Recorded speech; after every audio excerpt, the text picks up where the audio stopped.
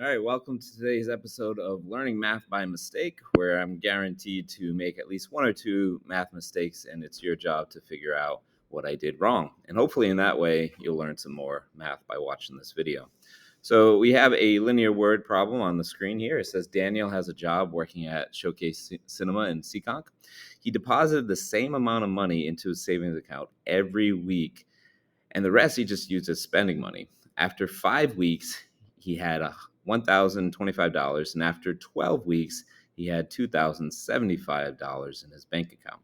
Now, there's four parts to this question, so we'll go through each one at a time. The first question is, what's the independent variable and dependent variable? So this is really important to figure out so we can figure out, as we're writing our linear relationship, what's the x and what's the y, and what are we actually talking about. So if you look here, we're really talking about two things. We're talking about the weeks that go by. That's one thing we're talking about. And we're also looking at the amount of money in his savings account. So the saving accounts, but really what's important about that is how much money's in there. So let's think about this. What do you think depends on the other? Do you think the weeks depend on the money, or do you think the money depends on how much weeks have gone by? Hopefully you said that you would think that the money is the dependent. So dependent. So, and remember, if it's our dependent, sorry about the spelling there, then we know that if it's the money's the dependent, is that the X or the Y? Yeah, it's definitely going to be your Y value. So the money depends on the independent variable, which is the weeks, and that is your independent variable. And of course, your independent is your X, like that. Okay, so now that we have that straightened out, let's take a look here at the next screen here. So I'm going to clear that here and go on to the next screen. So now we want to write a linear equation to represent the amount of money that is in the savings account. So we know when we're writing a linear equation, we need two things. We need the m, which is the slope, and we need the b, which is the starting amount. So really, how much did he start with in his bank account? So, well, we don't have any of those things in this video, in this problem so far, because it gives us a certain amount of weeks he had this much money, this certain amount of weeks he had that kind of monies, but it doesn't tell us how much he's saving per week. It doesn't tell us how much he's starting with. We just have these two random spots in time. So in math, those spots in time could be considered two points in the relationship, or two coordinates. So really, if you kind of take a look at it this way, you have two coordinates, and we've done that before. You have these two coordinates kind of ready for you to go, and we can write these down here. So you have at 5 weeks, which is our independent x, he had 1,025, and then you have over here at 12 weeks, he had 2,075. So from that, we've done that many times in our math class. We can come up with the slope, and after we get the slope, we can write solve for the starting point. So let's do that. Let's get the slope here, the x and the y. We have 5, and then 1,025, and then we have 12, and we have 2,075. So it looks like I have some of this math done ahead of time. So the y is increasing by 1,050, and this right here is increasing by 7. So the slope is going to be 1,050 divided by 7, and that's going to be $150. So this is telling us that he's putting into that savings account $150 every single week. But we still don't know where he started with, because maybe he started at $0. Maybe he already had $800 in the account. So to figure that part out, we need to do what we've always done, which is we plug in the m. We choose maybe this to be our x and this to be our y, and we go ahead and solve for b. So I'll do this up here. I'm kind of running out of room on this screen, but we can make it work. So I'm going to put 1,025 equals, our m is 150 times 5, and then plus b.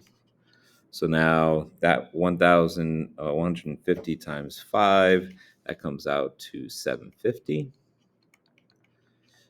And this is here. And now we subtract. Again, I'm getting used to this pen here. Subtract the 750 on both sides, and we're left with B equals. Um, we're left with B equals 275. All right. So I'll try to change colors here so maybe we can see it a little bit better in purple here.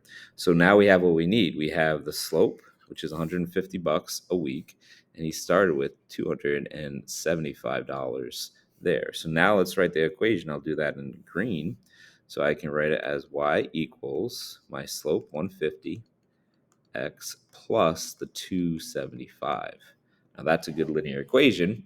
And the thing though that I'm missing though is I should probably use letters that match this, but I know what y and x are now because I know my dependent, I know my independent. My x value is my independent, and we already said that independent value is the amount of weeks. So I think I'm going to write this as 150 times w plus 275. And then, sorry, that's the 275. And then over here, Y is the amount of money. So I was going to use M for money, but then I was like, oh, M is kind of like slope. So I'm just going to use dollars. So dollars equals $150 a week plus the 275 he starts with the account. So that's our main equation we're going to use for the last two parts here.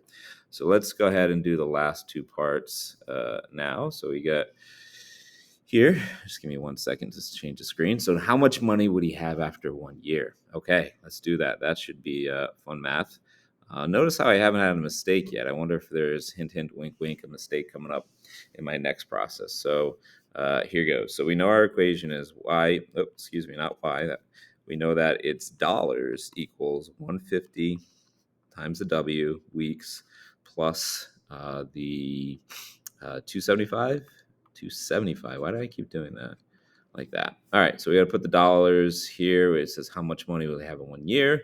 All right, let's just put the time in. So I'm going to put D equals 150 times the 1 year plus 275. All right, so that's 150 plus 275. 150 plus 275, that's $425. Why that's a math by mistake. There's no way after a whole year of saving you'd only have 425 if he starts with 275. That doesn't make any sense whatsoever. So do you see my mistake?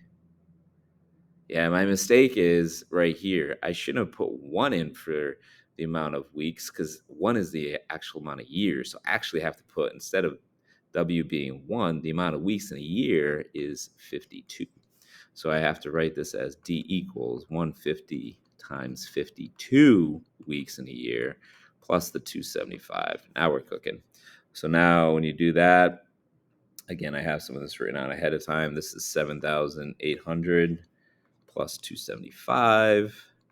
So he will have, after 1 year of saving, not bad, $8,075 in his account. So that's the answer there. Last question here comes to you here. Let me just change the screen. Number 4. We'll do this one in, I don't know, pink. Because if you're watching this live at HMS, this is pink out day. So how many weeks until you've saved over $10,000? Too easy. Let's just put that in there. So dollars equals, it's 150 times the 10,000. It's a lot of zeros to write out here. Plus the 275 you started with. Wait a second. That's another math by mistake. If you look, it's not $10,000 that goes in for W. $10,000 is dollars. It literally should be your D value, not your W value. So I'm going to just clear this whole screen right now, and I'm going to do it the right way. So I'm going to put the 10,000 bucks here equals the 150 W. Now we're good here. Plus the 275. Okay. Now I know how to solve this. I'm going to minus 275 on both sides. Minus 275 here, and I'm left with 9725 equals 150 W. Divide each side by 150. Divide by 150. And I'm left with W. Got a decimal here, is 64.8. So in 64.8 weeks, he'll have exactly $10,000. But the question's asking after how many weeks until he says over $10,000. So I would just say weeks equals 64. No, I had to throw in one more mistake there. That's not right at all. It's not 64 because then he didn't reach the 10,000 amount. So the correct answer, we'll end it back in pink here, is W equals at 65 weeks. He'll have over $10,000. And you could check that if you wanted to. You could just do the 150 times the 65 plus the 275.